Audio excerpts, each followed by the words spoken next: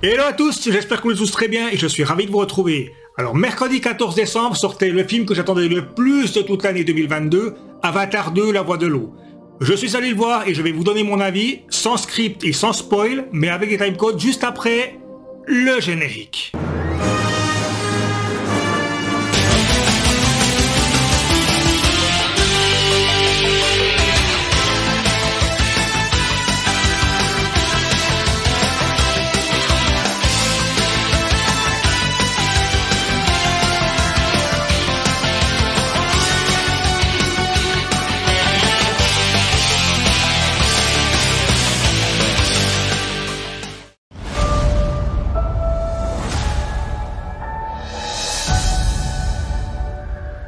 Alors j'avais adoré le premier Avatar, donc autant dire que mes attentes pour Avatar 2, elles étaient très grandes, parce que le premier Avatar j'avais adoré, c'était un monde, on nous découvrait quelque chose qu'on n'avait jamais vu jusque-là, les effets spéciaux étaient à la pointe de la pointe quand c'est sorti, en plus de ça on remettait la 3D, et puis franchement quand on voyait Avatar en 3D, c'était toute une autre expérience qu'on découvrait en tout cas à l'époque.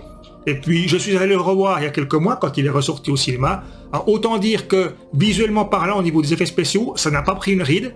C'est même bien meilleur que des blockbusters qui sont sortis ces 2-3 dernières années. C'est impressionnant parce que tous les effets spéciaux, il n'y a pas un truc qui cloche, là, un CGI dégueulasse.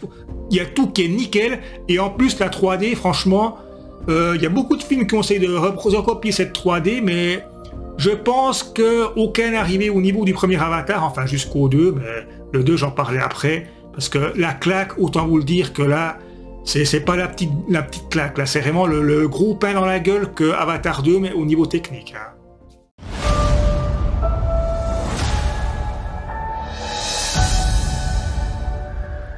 Alors je sais, 13 ans c'est long, le film était prévu initialement en 2016 je crois, donc Avatar 2, mais entre-temps, entre le premier script que James Cameron, qui l'a lui-même écrit, il l'a pas apprécié, il l'a acheté à la poubelle. Je crois que ça a été récupéré par une BD qui est sortie il y a quelques mois, enfin vous chercherez par vous-même. Ensuite, le fait qu'il a voulu réécrire tout l'arc pour les films suivants, donc avec son équipe de scénaristes, finalement c'était pas 3 mais 4 suites qui ont été développées, donc jusqu'à Avatar 5. Ensuite, James Cameron, pour la vision qu'il avait pour ses films, il avait voulu développer de nouvelles techniques et puis déposer de nouveaux brevets, chose qui était déjà le cas pour le premier Avatar. Donc ça a encore retardé la production histoire que la technique soit vraiment au point. Et puis si on rajoute avec ça le rachat de la Fox par Disney et puis encore le décalage de la sortie du film pour éviter d'être en concurrence avec d'autres blockbusters de Disney, et enfin en 2022, on peut enfin voir donc Avatar 2. Avatar 2 a été tourné simultanément avec Avatar 3, mais Avatar 3 on le découvrira dans 2 ans. Alors attention, j'avais dit qu'il y avait Avatar 4 et 5 qui ont été donc écrits, c'est bon, c'est finalisé, mais ils n'ont pas encore été tournés. Tout dépendra de savoir si Avatar 2 il rencontrera suffisamment de succès. En tout cas, Avatar 2 et 3, ils sont prévus, et puis dans le cas où le film il ne rencontre pas le succès qui est escompté, donc ils ont déjà tourné une scène comme quoi ça se clôturerait avec Avatar 3.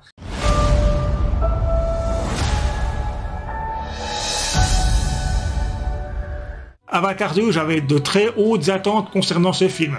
Alors, j'avais toujours la peur d'être déçu, que ça soit plus à la hauteur. Entre-temps, en 13 ans, c'est clair que les blockbusters, même l'industrie du cinéma, elle a changé. Il y a eu les plateformes de streaming qui sont apparues. Il y a eu toutes ces marveleries, ces films de super-héros qui se ressemblent pratiquement tous. Ou au contraire, la seule chose qu'il y a, c'est qu'on complexifie tellement les histoires qu'il faut encore faire ses devoirs, qu'il faut regarder 3 ou 4 séries pour comprendre le scénario du film. Et puis, encore les petites scènes post-génériques. Alors Marvel, ils en sont friands. Petit spoil, dans Avatar 2, il n'y a pas de scène post-générique. Quand le générique commence, vous pouvez quitter la salle. Si ça ne vous intéresse pas de voir le nombre de personnes qui ont travaillé dessus. Hein. Enfin bref, je m'égare. Avatar 2, je l'attendais depuis que je savais enfin 2022, mais je l'attendais comme un fou ce film. Alors, encore une chose, il faut savoir que James Cameron, il ne m'a jamais déçu. Je pense que son film que j'apprécie le moins, ça doit être True Lies, et pourtant True Lies, quand on me demande ce que je pense de ce film, pour moi, c'est un très bon film. James Cameron, jusqu'à présent, ses films, c'est très bon, excellent ou chef-d'œuvre. Et puis si on rajoute en plus le trailer que j'avais vu qui est complètement emballé, donc j'avais fait une petite vidéo, autant vous dire que mes attentes pour Avatar 2, étaient très grandes. Alors est-ce que j'ai été déçu? Est-ce que j'ai été emballé? Est-ce que j'ai trouvé le film superbe? Mes attentes étaient élevées. Alors est-ce que le film y a répondu? Alors avant de parler de ça, et puis toujours sans spoil, si on parlait un petit peu du pitch.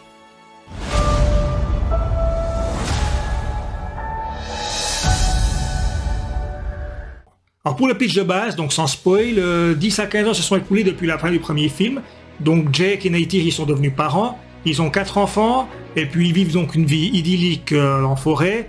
Et voilà que les humains ils reviennent et puis ils commencent de nouveau à tout saccager. Jake étant père de famille, et afin de protéger sa famille, il décide de s'exiler, donc il quitte la forêt, ils explorent Pandora et décident de s'installer sur les récifs, donc c'est des zones, on va dire, presque lagunaires, etc. C'est un amoncellement de petites îles, et puis il demande asile à une tribu qui vit sur place, les Metkayina, mais les Metkayina, ils sont pas comme les Na'vi, c'est une tribu qui est un petit peu différente, déjà ne serait-ce que morphologiquement, ils sont plus clairs de peau, ils ont des mœurs différentes, donc ils vont devoir s'adapter aussi à leur culture. Et puis, je n'en dirai pas plus. Voilà, j'ai pas envie de trop en rajouter, à part peut-être que, bon, c'est pas vraiment un scoop, Quaritch et Sigourney Weaver sont de retour dans ce film, alors comment, je vous laisserai le plaisir de la découverte. Mais sachez que le film il dure 3h12, et puis là, c'est vraiment les grandes lignes, il y a plein de choses que je n'aborde pas. Je vous laisserai le plaisir de découvrir le film, parce que maintenant, justement, je vais vous dire ce que j'ai pensé d'Avatar 2, La Voix de l'eau.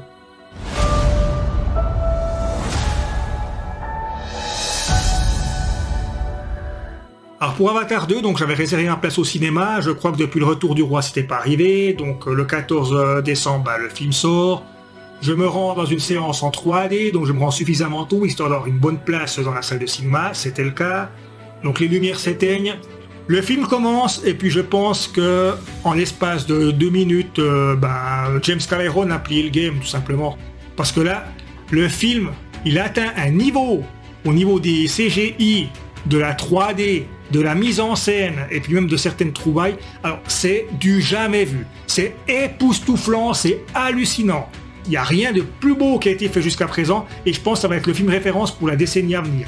On atteint un niveau, on ne sait pas comment c'est fait, c'est de la sorcellerie, mais il y a un réalisme et puis un souci du détail, mais c'est incroyable, je vous jure. Quand vous regardez les Na'vi, vous regardez la peau, les détails, vous voyez même les pores, vous voyez même des fois des reflets du soleil sur des gouttelettes d'eau qu'ils ont sur le corps, c'est juste incroyable. Et d'une fluidité alors sans faille. Hein. Cherchez pas ailleurs, il n'y a rien qui a été fait de mieux, et puis je pense qu'il faudra en tout cas une bonne décennie pour qu'on surpasse le film. La preuve, Avatar le premier, comme je l'ai dit, Avatar le premier, il est au niveau des blockbusters actuels. Et là, c'est vraiment, je vous jure, un palier en dessus. C'est pas juste une petite amélioration, hein, c'est pas un Avatar 1+ au niveau des effets spéciaux. Non, il y a vraiment un gap très important qui a été franchi. Et puis là, franchement, je vous jure, les gens, moi j'étais sidéré quand je voyais ça, mais j'ai remarqué que j'étais pas le seul parce que dans la salle, il y a personne qui discutait ou personne qui allumait son smartphone. Et ça de tout le film.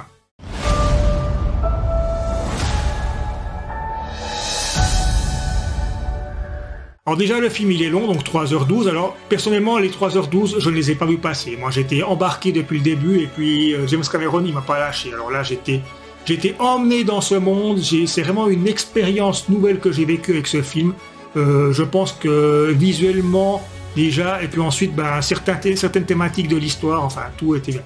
Alors déjà le film il est plus centré sur Jake, il est centré sur sa famille, donc c'est Jake, Neytiri et puis leurs 4 enfants, donc si je dis pas de bêtises, il y a Neykara, Loak, Kiri et Touk, si je dis pas de bêtises. Donc c'est vraiment un film qui est centré sur eux, et même je dirais même plus, en tout cas dans une bonne partie, c'est centré sur les enfants justement.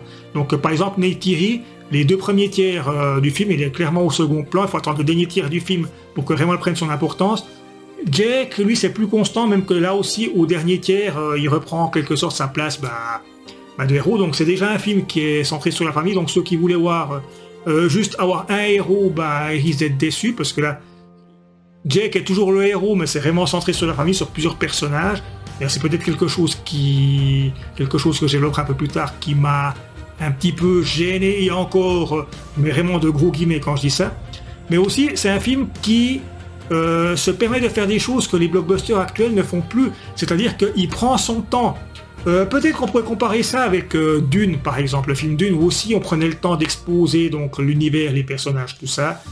Donc Avatar le fait aussi, donc le nouvel environnement dans lequel Jake et sa famille arrivent, qui est de toute beauté, qui est superbe, qui est bien travaillé et tout, enfin vous verrez bien. Il prend son temps de développer cet univers. On peut dire que le film dure 3h12, on ne s'ennuie pas du tout pendant 3h12, mais cette partie plus lente, plus contemplative, elle dure facilement 1h15, 1h30 du film. Alors ça prend le temps aussi de poser l'univers, de développer, aussi un peu les personnages, même si certains méritaient plus un développement un peu plus profond selon moi, mais là encore je chipote et puis j'en parlerai après. Et puis le fait, parce que c'est lent et contemplatif, mais c'est pas du tout chiant, hein. Comprenez-moi bien, c'est lent et contemplatif, mais ça ne devient absolument pas chiant. Et puis ça nous permet de nous embarquer dans cet univers. Franchement, on est transporté ailleurs quand on découvre ça. Et en plus, le film se permet encore d'être émouvant, chose qu'il n'y avait pas forcément dans le premier film. Je vais donner un exemple, et puis ça on le voit dans les bandes annonces. Il y a quelque chose qui ressemble un peu à des baleines. Mais il y a des scènes, franchement, mais vous êtes ému quand vous regardez ça. Et puis même, au moment où il y a l'entracte, ma chérie qui est à côté, elle avait les larmes aux yeux. Enfin, vous verrez bien ce qui se passe, mais franchement, il y a des scènes émouvantes, et même moi, il y a en tout cas une scène en particulier, j'ai eu la larme au coin de l'œil. Et pourtant, moi, je n'ai pas du tout la larme facile quand je regarde un film. Donc, c'est pour vous dire déjà ce que ça transmet.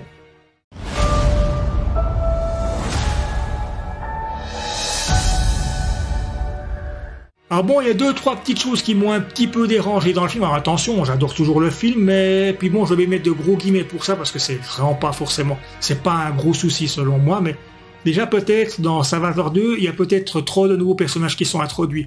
Alors déjà, il y a les 4 enfants de Jake et Neytiri, donc j'ai eu un peu de mal à me rappeler de leur nom, déjà que c'est pas forcément les noms les plus faciles.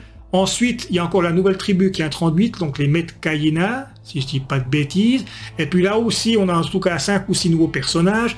Plus encore dans les humains, il y a aussi des nouveaux personnages. Enfin bref, il y a peut-être un peu trop de personnages. Et puis c'est difficile de tous de se rappeler du nom d'un tel ou tout. Enfin, c'est un petit peu comme dans les Game of Thrones ou bien dans les...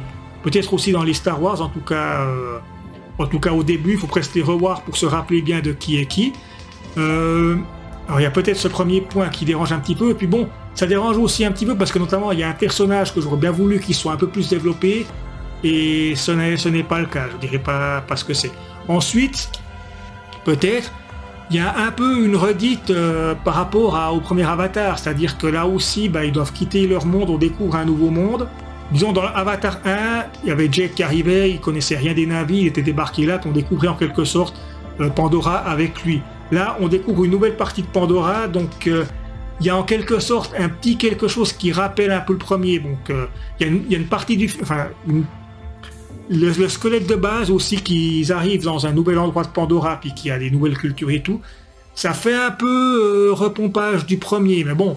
Après, Avatar 1 a son identité, Avatar 2 a aussi sa propre identité. C'est juste la trame de fond, je trouve que c'est un petit peu dommage de resservir ça. Et puis bon, je sais pas si on peut vraiment dire que c'est un défaut. On sent quand même que c'est un film de James Cameron parce que si vous connaissez bien la filmographie de James Cameron, vous allez voir, si vous prenez Aliens, Abyss ou bien aussi Titanic, vous verrez qu'on les retrouve dans ce film à travers certaines scènes. J'en dirai pas plus, mais on sent que c'est un film de James Cameron.